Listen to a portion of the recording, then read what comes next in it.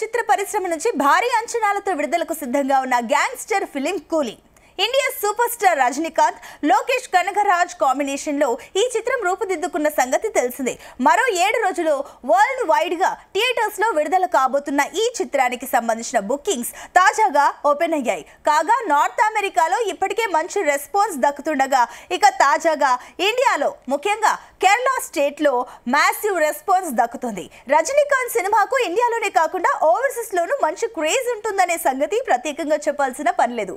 కాగా తాజాగా ఈ చిత్రానికి సంబంధించిన అడ్వాన్స్ బుకింగ్స్ విషయంలో మాత్రం కేరళ ఆడియన్స్ ముందున్నారు. భారీ స్థాయిలో టికెట్స్ అమ్ముడుపోతున్నాయి. బుక్ మై షోలో ఆన్లైన్ ద్వారా బుకింగ్స్ ఓపెన్ చేసిన గంటలోపే 1.2 లక్షల టికెట్స్ అమ్ముడుపోయాయి. ఇది కేవలం కేరళ స్టేట్స్ లో కూలీ చిత్రం ప్రదర్శించబోతున్న షోకు సంబంధించిన రిపోర్ట్స్.